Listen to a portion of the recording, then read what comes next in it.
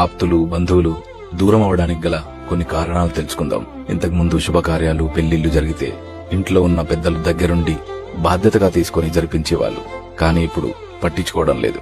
దానికి కారణం అది శుభం జరిగితే మా అదృష్టమని, అశుభం జరిగితే ఆ పెద్దవాళ్ల దరిద్రం మాకు అంటగట్టారని తిట్టిపోయడం వలన. ఇంతకుముందు ఏదైనా ఇబ్బంది వస్తే బంధువులు వచ్చి తోచిన సాయం చేసేవాళ్ళు. కానీ ఇప్పుడు భయపడుతున్నారు. కారణం, చేసిన సాయం ఇంతేనా అనడం, వాళ్ళు సంపాదించుకున్న దాంట్లో ఏదో హక్కు ఉన్నట్లు అడిగి తీసుకోవడం, తిరిగి ఇవ్వమని అడిగితే 10 మందిలో పరువు తీయడం వలన.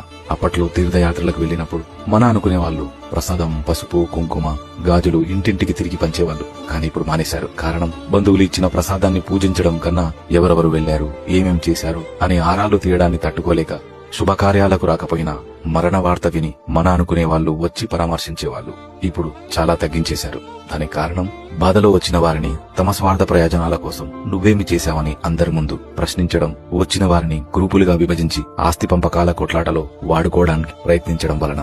అతి ముఖ్యమైనది, ఒకే ఊరిలో ఉన్న, ఒకే ఇంటి పేరుతో ఉన్న, ఒకే రక్తమైన బంధువులే పిల్లలను నేను ఎవరో తెలుసా అని పరిచయం చేసుకునే దౌర్భాగ్యానికి కారణం, సంతోషానికి కాకుండా గొప్పలు చెప్పుకోవడానికి కలవడం, డబ్బు, బంగారం, హోదా, పొగరిని చూపించాలని అనుకోవడం. పిల్లలను పరిచయం చేస్తే మన బండారం బయటపడుతుందని బంధువులకు దూరంగా ఉంచడం.